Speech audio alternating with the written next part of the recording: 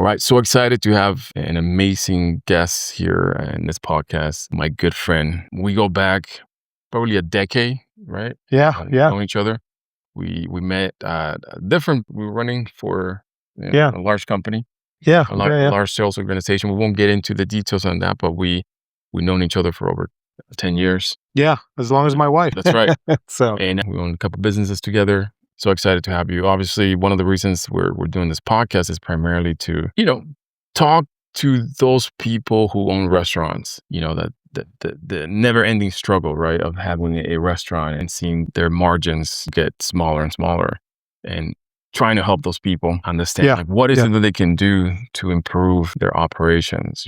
Part of my motivation, I wrote a book called The Restaurant Profit Blueprint. And the motivation was to help a lot of my clients in this space. I am a federally licensed IRS enroll agent and a fractional CFA, and I've been doing this for over 20 years. And so I've seen how restaurant owners, they just struggle, with not understanding their numbers, their margins, their operations. And so that's the reason why I invited you today to this podcast so that we can talk. You have a lot of experience on running restaurants. Tell us a little bit about your background and your experience in the restaurant space. Yeah. How did you get into it? Yeah. It's a long story. Well, I came to this country from El Salvador. That's right. So I actually have been around food my entire life, right? That's right. Our culture is very much food driven, right? Everything exciting happens in food. Right? Then there's food involved, right? 100%. Exactly. Yeah. So I grew up, I was born in El Salvador, came here when I grew up in New York City, which you couldn't have asked for a better place to experience food because of all over the world. Oh yeah. So there's food from Lebanon, Hebrew food, Yiddish food, Mediterranean, kind of everything, Italian food, right? The beauty of living in the East Coast. I mean, I lived in New York for some time and I lived in Boston where I grew up, but that's the beauty of experiencing all those different types of correct cultures and foods. And exactly. That piggyback. So I've been around food my entire life, and, looking back, I'm 43 now. So all my life since what I can remember has been around food. So I also got introduced to the restaurant industry through my father, who was a chef. My father was a chef. For what? Did he work for himself or was he work for a different company? Different restaurants. My dad was a journeyman in the food space, but a lot of cooks are. He came here in the mid 80s and things like that. So, But what I saw, what food brought to him, I mean, my dad spoke like 8 different languages because of all the areas that he worked. No way. Yeah. He understood Arabic. He understood Chinese, Korean. I mean, he even spoke Yiddish, which is Hebrew, right? Right. So, they have a very large Jewish community. Exactly. In New York City. Exactly. Yeah. So, and then also my uncles who came here from El Salvador, they got into the food space, right? So, and that's how I got introduced. So I would see my dad cook. I actually learned how to cook from my dad. Typically, you learn it from. So, like, would he cook at? Yeah. So he would cook at the house, and so that the great thing about it, like, because I was able to try, some Greek food, right? Just Korean, Lebanese, all that stuff. He would just come home and just try it, and we're like, man, I just want some rice and beans. You know what I mean? So, that helped me a lot and helped me to understand that the world is bigger than where I'm at right now, right? Yeah. And then I would take the train to go see him during the summer when I was out of school. I would go see him and go work. I mean, he worked at delis, I ate bagels and lox, and you're like, man, this kid from, this third world country, El Salvador, trying lox for the first time, Right. So, Wow. So I think that in itself started this fascination with food for me in a good way, right? Because I just saw my dad working in these restaurants, so multicultural, but then they were all the same. They understood. And I thought it was so amazing seeing these.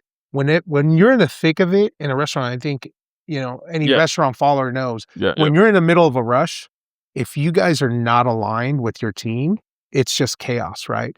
And I saw this, I thought it was amazing, like beautiful chaos, like controlled chaos, right? Yeah. Where, ordering here, customers here, boom, boom. And then you see that, man, I was like, man, dude, that looks scary, right? Wow. So that's how I got introduced to the restaurant space. And you make a good point because even if there are different cultures, different types of foods, there has to be some kind of organization, right? Structure 100%. Yeah. uh, Yeah. that you had to follow in Yeah. order for the business to or the restaurant to be successful, right? Correct. It Correct. it doesn't really matter if if it's Dominican food or Salvadorian food Correct. or Any culture, whatever, Mexican food. whatever food, whatever cuisine you're following, right? It does not matter, right? In the restaurant space, there has to be a structure within on the operational side. I think that's where it's important to understand, business owners, restaurant owners, exact specifically, we wear multiple hats. I mean, we're True. talking about, it's a very common theme. And you talked about, like, in your intro, where, the blueprint, right? And the struggles, right? Yes. It's a common theme. It's been going on, for years, where business owners, restaurant space owners, I think a lot of other businesses also tie into this, is where it's the American dream. I finally got my business, right? You're like, boom, but I'm going to do everything. Yeah, now you're wearing all these hats. Correct. In my experience helping people in the restaurant space with their accounting and and that side is that they're a great cook. Maybe they have a great seasoning, a great product they can deliver. They open their own restaurant and now they have no idea what they're getting themselves into. Correct. 'Cause They now don't know the other side, right? like you said, they have to wear all these different hats Correct. now. Yeah. And maybe they're really good at one of those hats. Yeah. Yeah. But then they suck at everything else. Well, I think you have, what's your acronym? The three M's, right? Correct. 3 M's, correct. Yes. And then the other fault is there's a lot of pride involved, right? Because it's your product. It's something that you created and you're like, no one can do it. But look at any successful brand, whether it's McDonald's, Burger King, Chick-fil-A, Right. any successful brand from, what is it? It was a Cheesecake Factory. Any successful anything, it's not one person doing everything. No, it's You impossible. cannot scale. Now, first of all, the creator of that concept has to decide, well, what do I want to do with this? Do I want to scale it? Because then that will teach you, know where you're going to go, where you're going to take the business. Is this something where it's going to be a legacy passed on to my family, right? Correct. So that's step one, I think. But ultimately, people just want to open one location, right? Or the biggest fear is like, man, are they going to like my food? Correct. Yeah. But There's a lot the of exciting part is exactly, that's why there's a lot of pride involved. Mhm. And a lot of people put everything into it. So it's like, all their saving, their hopes and yeah, dreams are now attached. correct. Which trust me, I understand. And you and I know, right? Like there's an emotional connection. You just can't see outside of what's in front of you, right? Yeah. Yeah. And talking about emotional, I mean, we took over a restaurant not too long ago where the owners were so emotionally attached to everything Correct. that it was very hard for it was very difficult to make any type of changes. Correct. Very much Right? so. Yeah. Because it was we're looking for efficiencies. Yeah. And you need to Yeah, make yeah. money. Well, ultimately, are More you efficient. in it just to keep the doors open, or what do you like? Every business, I think everyone comes in. Yes, there is a love affair in the sense of like this fairy tale where you're going to create a product, Yeah. and people are just going to love it. And I know I like it when I make something and Correct, people correct. love it. There's a dopamine fix to that, right? 100%. So you kind of keep chasing. I was like, oh yeah, that works.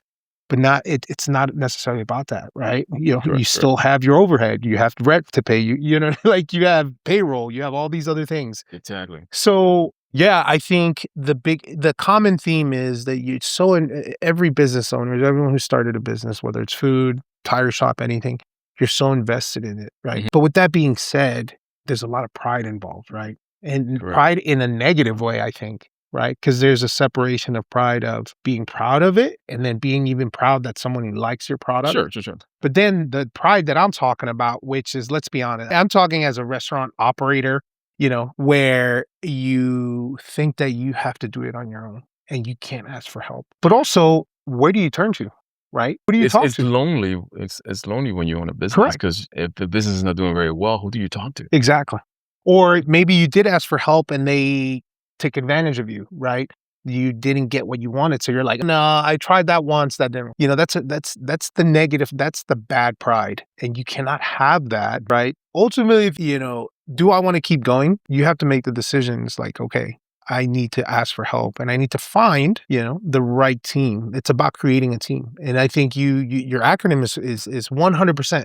The reason why I feel we're successful in the food space is whether the multiple restaurants you work, I think you can expand on the 3 M's, right? Yeah, yeah, You yeah. know, I handle one side of the M's, right? Exactly. And then, you and I collaborate on Yeah, one of them. I kind of learned this the hard way working with all these different operators over the years and I would see that they would be very good at one thing, like maybe they were just great operators, but then they lack maybe the sales and marketing side or the money. And so I created the 3 M's, which is marketing, which is sales, right? Yep, And then you have management, which is the operations correct. of the business. And then you have the money. And money, it's, everything, projections, taxes, bills that need to be paid, Correct. all these little things that need to happen that a lot of times don't happen. And then restaurant owners get behind. And Correct. that's usually those are the things that destroy a restaurant. Exactly. I mean, think about it. I work, and you've worked aligned with me too, right? In rushes. Could you imagine Yeah, me after pulling a long shift from like 6 in the morning, right? correct. Getting crushed and through with sales, which is a good thing, right? You have a successful day, but I'm exhausted, man. Like I'm tired, like Correct, correct. on my feet, sweating, whether a bad customer experience, whatever.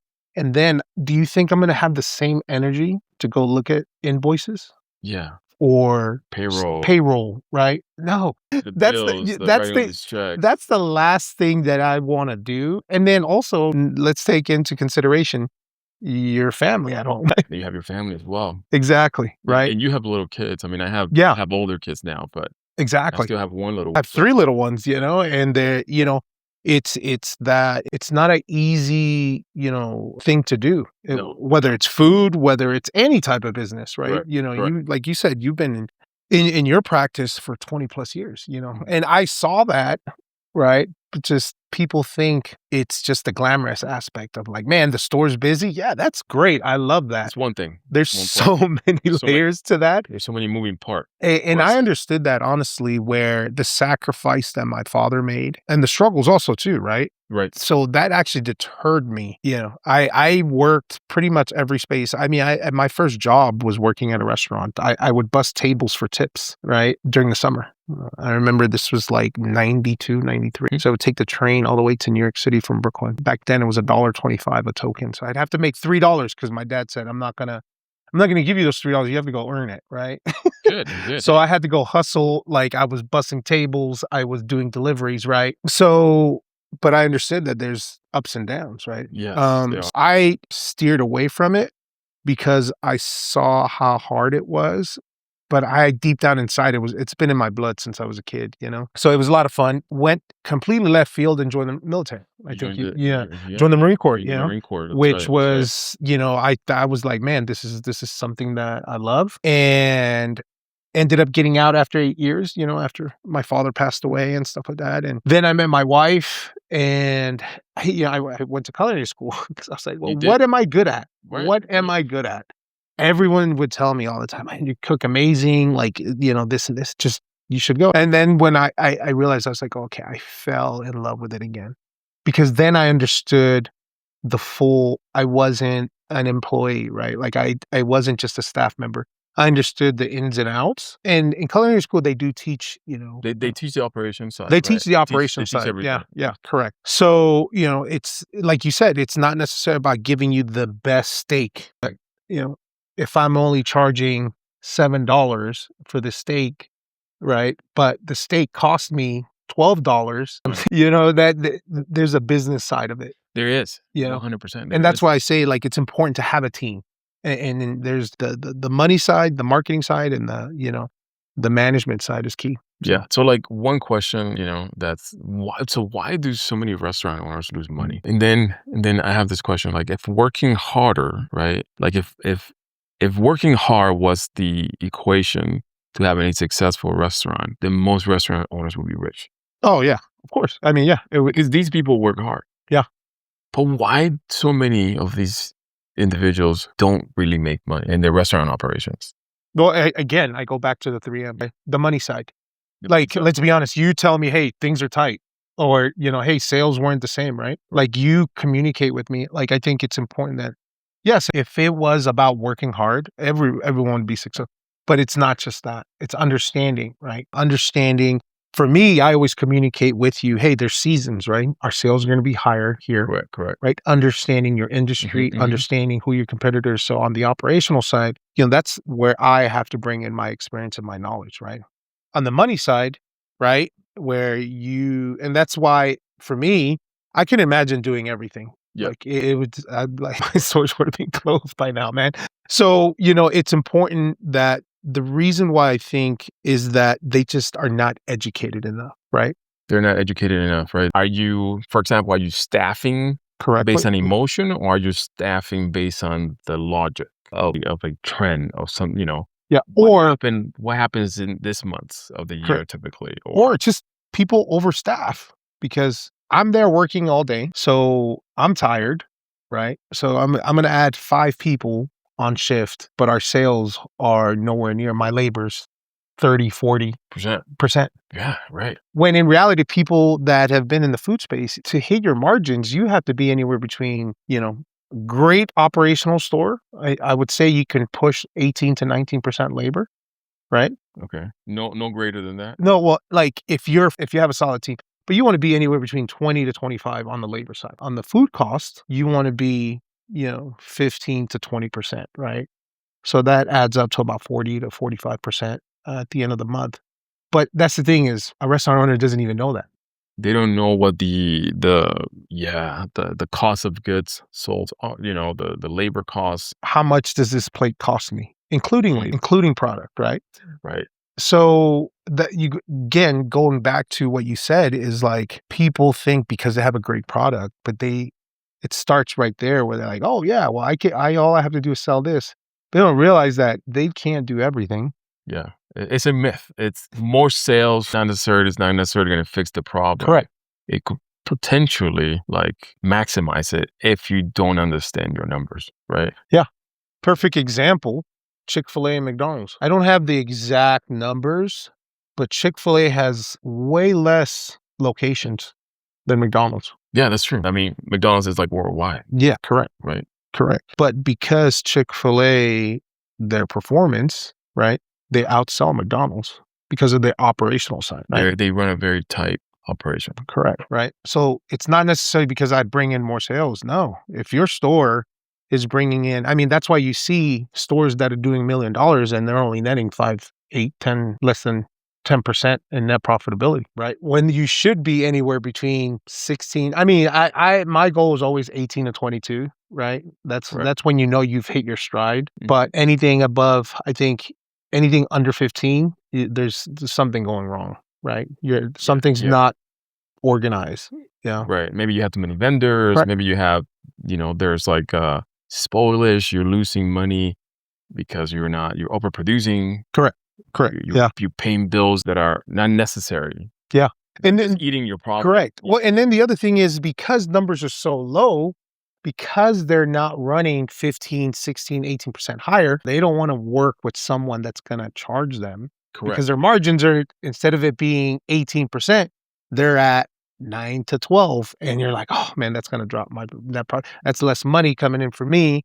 So I'm like, no, I'll just do it. Not a big deal. I'll just watch a YouTube video. I know. And a lot of times you need somebody to actually come in there and teach you how to get it done. And not even necessarily teach you, just understanding. Understand it, right? Like, that's the great thing about, again, our partnership and how we work is I trust, the numbers as well as I do, but I can't do what you do, right? I need to understand. I can't do what you do. So it's almost like you're focusing on your unique ability, right? Correct. And you're delegating the rest. Yeah. And it just makes things easier, right? It's everything, we've had highs and lows, right? But it helps you push through those challenges. We're like, man, this is brutal. Sales are horrible. Okay, what do we got to do? And then you're working with the team. That's right. So that's important. So I don't know if we are allowed to mention the franchise that you own on this podcast, but we don't need to get into details. But you have owned and operated seven total. 7 of these franchises. Yeah.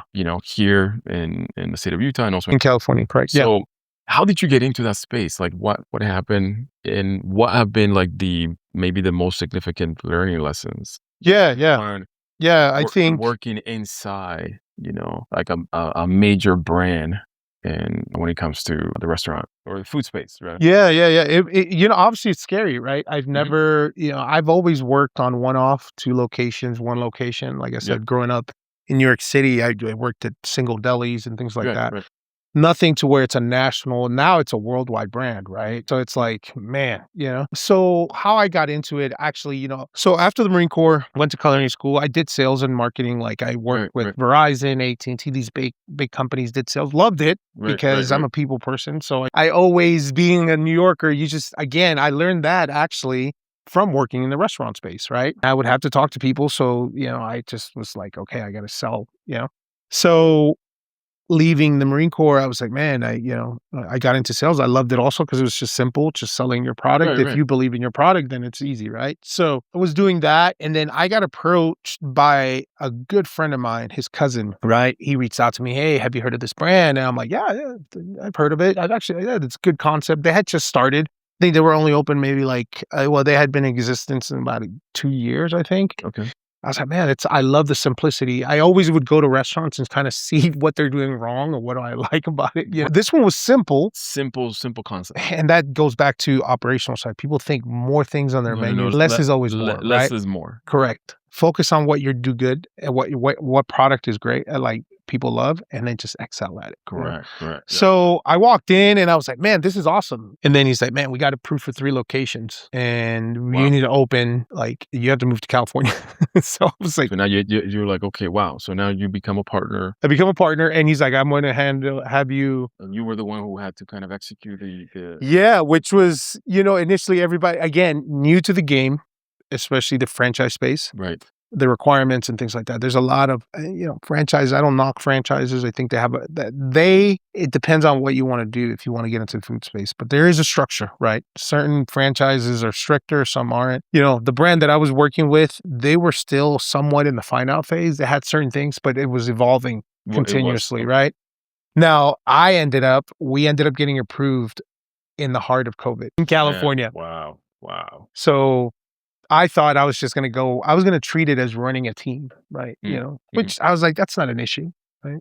Baking is not complicated. So I ended up learning things and I'm grateful for it now Right, right. because I've never been through a build out, like a full build out, picking a location, understanding the foot traffic, why the importance of that is, understanding what an anchor store is for all you guys know how important an anchor store is, right? Yes, Yeah. yes. So Help with if the you traffic. don't know, it's foot traffic, a great anchor store, like a supermarket, Costco, right? Mhm. McDonald's, like what we have, right, at one Right. of our locations. So that was new to me, but I was excited, man. I was like, man, this is new, but I'm like, I thought everybody did it, right? The pride that you get as an owner, you're going to do everything that you could, right, to make this successful. So you want to make sure it's the best location. Like you're doing all the work and things like that. So I was fully invested, man. Wow. We ended up opening 3 locations in 4 months, over 200 employees, well over 200 employees. But we ended up having issues with the contractor, and I won't get into that story. That was I mean, a brutal. lot of people do lose money on the contract. Yeah, man. Yeah, yeah. Right. So, Especially when you're doing a build out. yeah, correct. So that's the scary part, right? That Because is you scary. trust contractors, man. I'm You not gotta be fond of them. you You got to be careful, right? But there's a lot of vetting that goes involved in that. But ended up, hiring a horrible contractor. We ended up doing the work, the majority of the work. We had like yourself. been delayed. Yeah.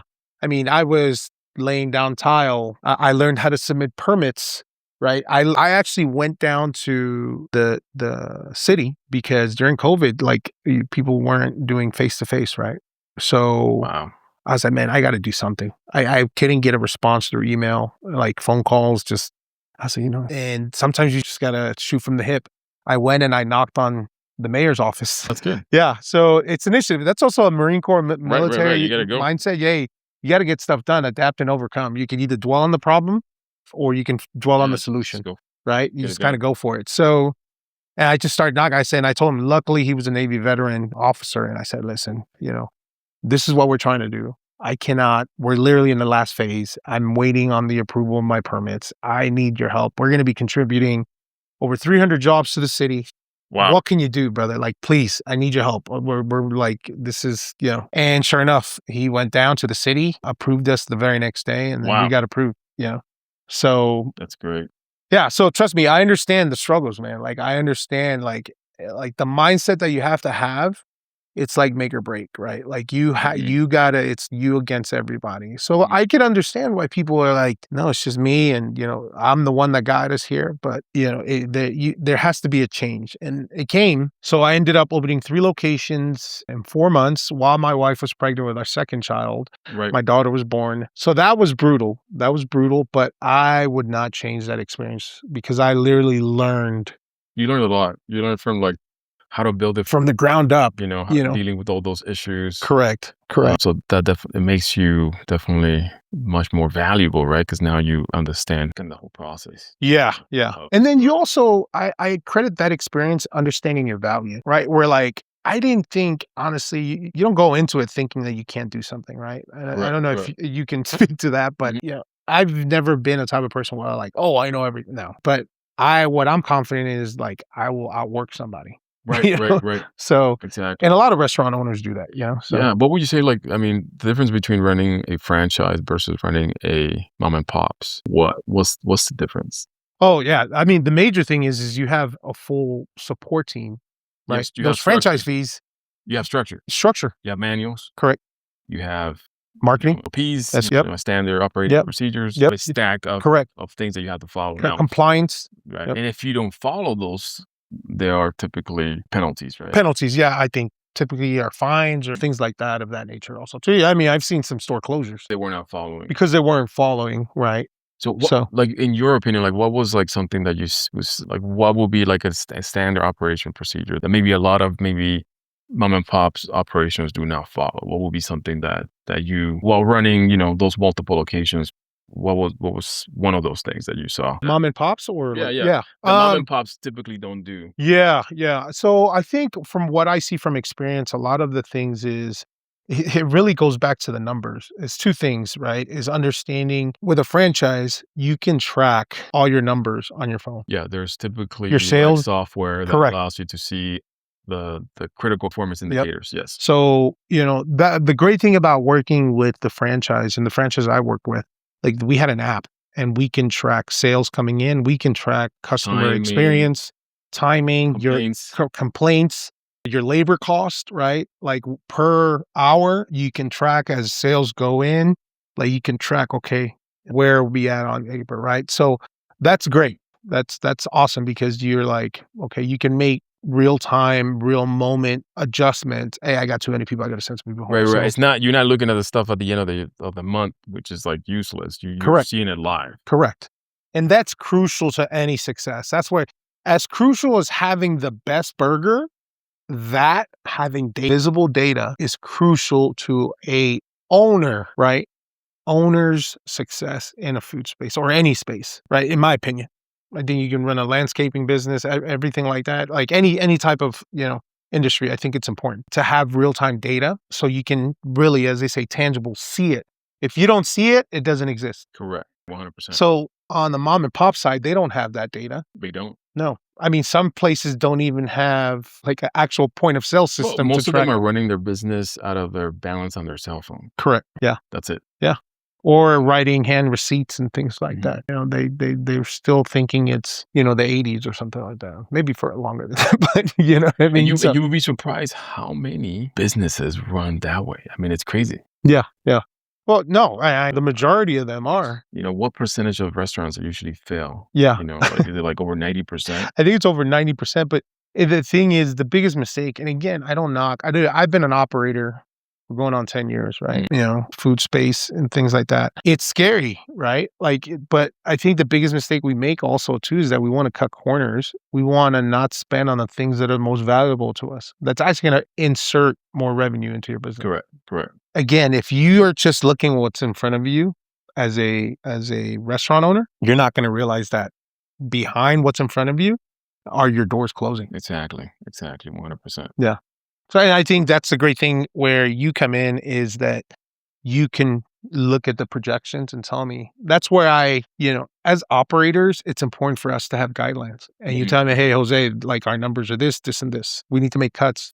Right. Okay, cool. Yeah, What are the we percentages? need to fire some people. Exactly. Hey, we can't schedule that much this week because sales were on a downtrend. When you tell me that, I'm like, okay, what do we need to do, Right, right? What right. do I need to do to get my team ready, Yeah, right? the data is definitely powerful. Data is The important. data is very, very It's make or break in the business. it is. Again, It as is. much as you can have a great burger, but it doesn't matter if, like, you don't have the data to know, how many burgers you need to make. 100%. So Jose and I, we created a system that allows business owners who own restaurants to be able to scale their operations, where we come in and we help you with the fractional CFO component of the business and also the operational side, the COO side of the business, to help you kind of maximize, those three areas, the the marketing and sales, right? The management, which is the operations, and also the money, right? You want to have control of those three things in order for your business to be successful. And so, any last words on this episode?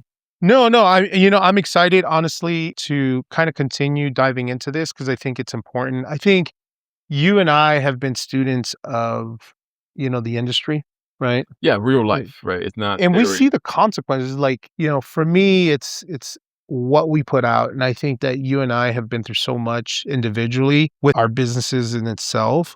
But I think there needs to be a support for restaurant owners, There has to be. but it can't be like just someone that has never really lived through it. Done it. Exactly. You know what I mean? Like, so it's like saying a combat veteran, like sending someone to combat or listening to the guy that's never been in combat. Who are you going to listen to? Exactly. You need a guy that has experience, Exactly. And who's actually been through the trenches, right? one of Someone calling out last minute, right? During your shift, like, those type of things, right?